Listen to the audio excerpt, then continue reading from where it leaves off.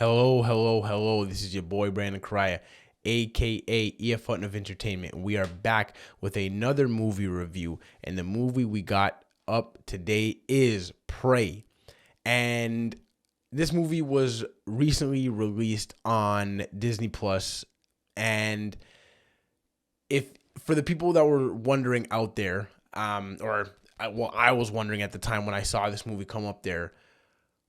One, why it didn't go in theaters, because I know previous Predator movies are usually in theaters, and I just really found it weird that this movie was up on streaming just like out of nowhere.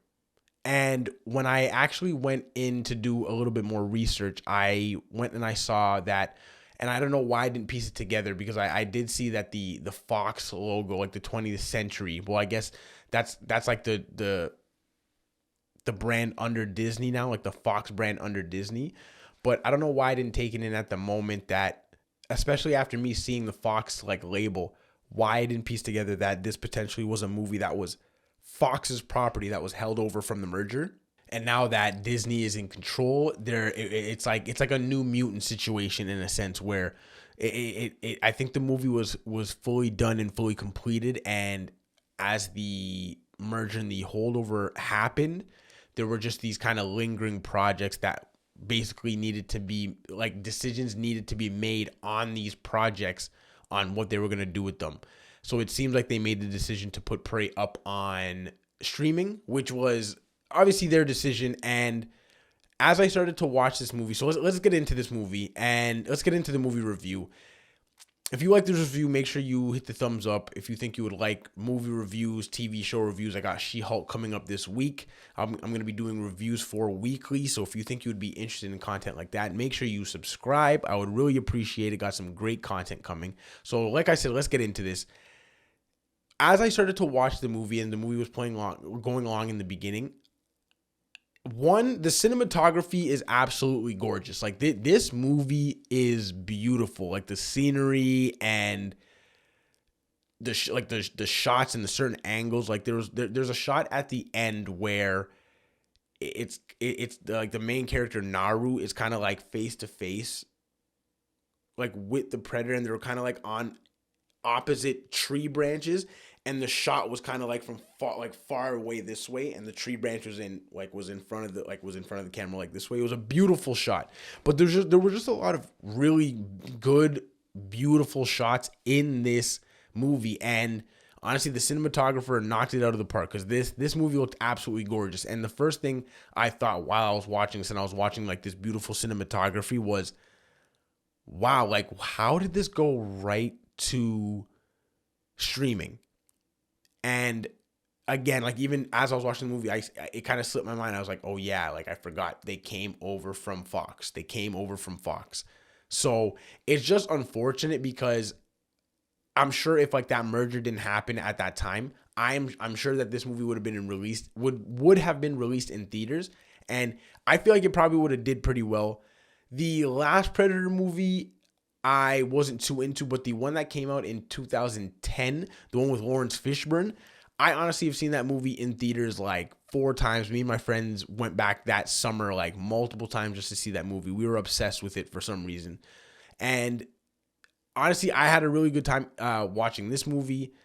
And like I said, the reason why I brought up me and my friends going to see it multiple times is I probably would have gone and seen this movie in theater, just because, even if it was just for that nostalgia factor, but I probably would have seen this movie in theater. And to me, I had a good experience watching it at home, and I feel like I would have had an even better experience watching it on on the big screen, because, like I said, the cinematography and the entire movie just looks absolutely gorgeous. So it's a shame that we had to take in this movie like on our own couch and on whatever kind of TV screen we're dealing with, but you know what I mean? So it goes. At least the movie was released, and us as the audience got to watch the movie and take it in, and the actors and all the crew and all the people that have worked hard on the movie, they at least they get to see their work come out and be revealed to the world, especially since the movie has been getting really, really, really good ratings and even really good word of mouth. So I've been hearing a lot of people kind of pass it along, like, yo, Prey's actually pretty good on Disney Plus. Like, check it out, check it out. So it's getting good word of mouth, and it's getting good word of mouth, and the critic reviews seem pretty positive. So just getting into some more details about the movie. This movie was really focused on Naru, and it was really a character study to me anyways. Like what I kind of got from the movies was, because the majority of the plot was focused on Naru and her growing as a hunter and her wanting to become a hunter, but everybody in the village and everybody the outside world basically telling her that she's not good enough, she's not supposed to be a hunter, and her just continuously wanting to defy those expectations and just those thoughts that people have about her, right? So a lot, like, the other characters that are in the movie are briefly in there to just support her in certain scenes, but there's a lot of scenes where she's just like dolo, just on her ones, like out in the wild, because there is a point where she decides, like, you guys aren't gonna help me, I'm gonna go hunt like the predator myself.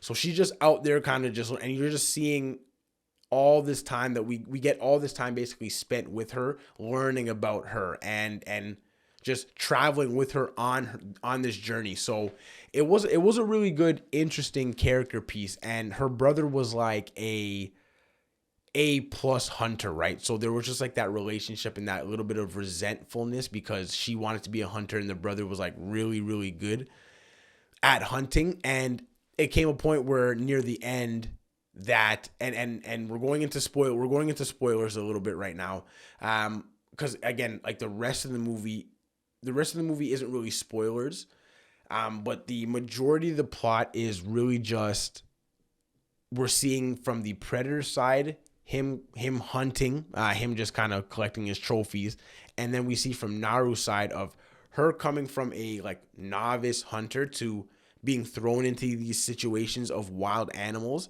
Can we speak about the wild animals for a sec? Like, one, why do these wild animals look like they're rabid? And maybe like they're all like, maybe that's just what they all looked like, but they all literally looked like they were kind of like zombified. Like, it wasn't just like a regular like lion. Lion looked like it was, you know what I mean, some Resident Evil lion. The bear looked like it was some Resident Evil bear. Like, maybe I'm tripping, but let me know in the comments if you somehow thought those animals looked a little wonky. But nonetheless, on her side, it basically showed her basically learning her weapons and getting more proficient in her weapons, her adjusting her weapons, where there was a point where, and again, spoilers, but there was a point where she added rope to her axe, to her throwing axe, so that she could throw it and kind of bring it back to her more quickly. And then you see, as she kind of adjusts her weapon, that she goes and she gets like 5 rabbit kills where she was like struggling before. So what this movie did a good job of was just kind of laying out like not only her character and her motivations, but it did a good job of just showing her progression as a hunter, and that progression towards her goal, and that progression towards just her being who she truly wants to be, which is a hunter, right? Which by the end of the movie, when, yes, spoiler alert, she ends up killing Predator, she proves to, yes, the village, but to herself that, yes, I can do this, and I am like an elite hunter. So you see, and after the rabbit, she goes from the rabbit to like facing the lion, even though the lion and like the brother ends up kind of like finishing the lion, but we find out later in the movie that it was actually her that was about to kill the lion with her move, but because she fell off the tree, got knocked out and got carried back to her mom. And then there was the bear incident where she was holding, like, surviving for a bit, and then obviously Predator came along and murked the bear, right? But it just showed her progression as a hunter, and just not only that, because there was I think it was her mom earlier in the movie that was like, the thing about hunting isn't getting good at hunting per se. The key thing about it is learning how to survive while you're in these situations, right? And she was able to survive in all the situations, right, that she came faced with. Even with the bear, even though she didn't kill the bear, she was able to hide out in the little like beaver hut until Predator came and dealt with it. And then she to survive the Predator, she jumped into the water and floated down the river, right? So it just showed her resilience, her strength, and her adaptability in those moments, and her growth and her progression in those moments. And this movie did a really good job of just focusing in on Naru and her story and her journey, and just really, and I keep repeating it, but just it did a really good job of just really laying out clearly her progression to, yes, and I know like Predator was murking bare mans, taking bare bullets, and like, you know, I mean, yes, in previous movies he's taken out army squads with better weapons. Maybe this was a weaker Predator alien type, you know what I mean? Maybe he's one of the ones on the bottom end of the totem pole, you know, but it basically was a build up to just show that she was capable of getting this kill at the end. Because again, her brother did help, and there were others that were like helping throughout the way to like weaken him and stuff, right? So it wasn't just him fresh out the ship and then she went and just murked this man.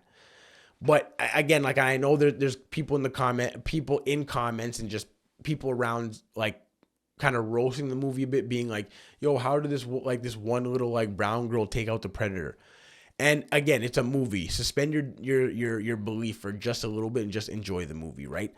I enjoyed the movie, the action, and again, I always forget like how gory this movie actually is, or these movies, right? Because we're seeing like limbs chopped off and legs being chopped off and heads being chopped off and dismemberment and all this kind of stuff from Predator. So it's like, I honestly did forget like how gory this movie is. And yeah, like I said, I enjoyed it. The jumping moments like really got to me, like the part where Predator like cut off the man's head with his shield, like when he was kind of like holding him and then he like extended his shield to like cut the man's head off. That just made me not even jump, but just made me kind of jaw drop and be like, oh shit. You know what I mean? Like some of his kills were deadly still.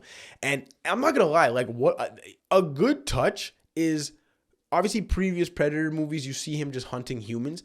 I really like that they showed Predator hunting animals, like apex Predator elite, top of the food chain animals, like a big wolf, a big bear, a lion.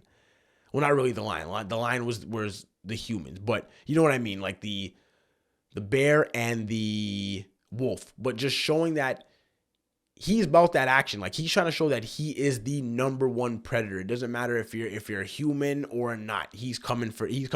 He's coming for you. So I really like that they showed that aspect.